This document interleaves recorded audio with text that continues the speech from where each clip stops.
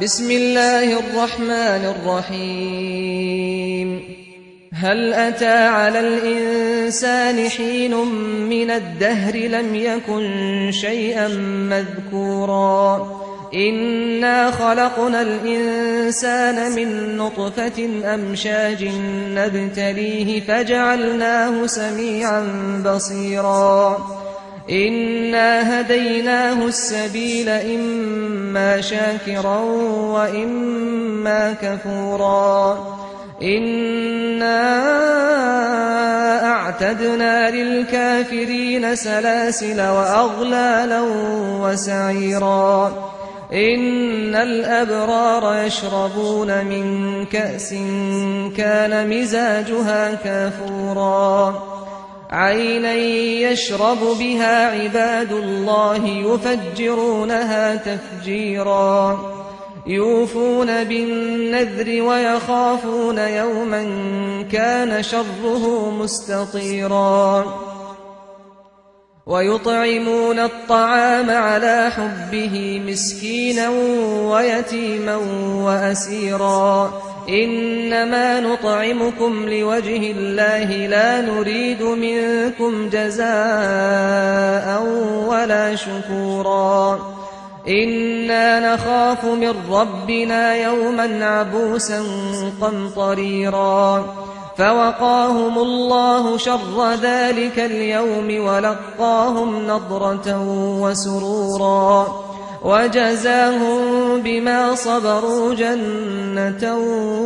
وحريرا متكئين فيها على الأرائك لا يرون فيها شمسا ولا زمهريرا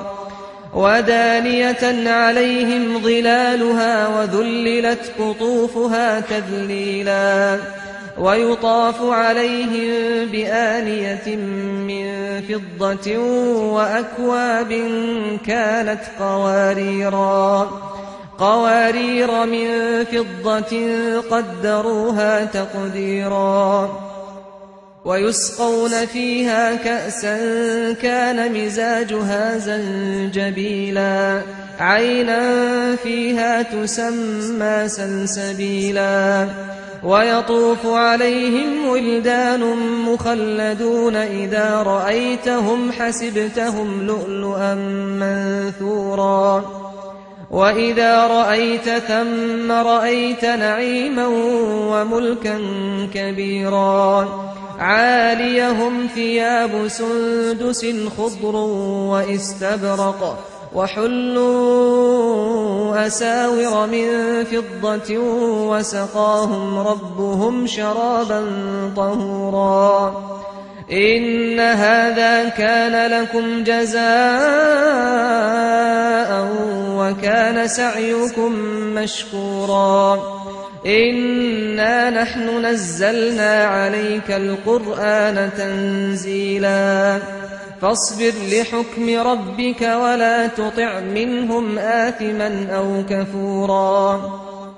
واذكر اسم ربك بكرة وأصيلا ومن الليل فاسجد له وسبحه ليلا طويلا إن هؤلاء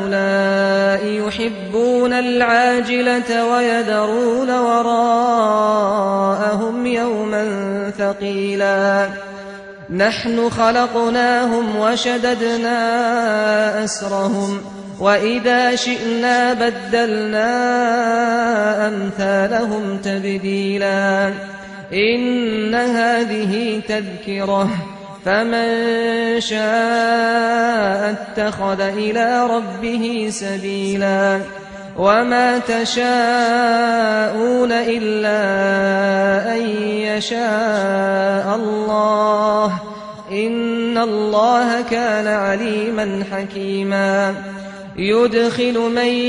يشاء في رحمته والظالمين أعد لهم عذابا أليما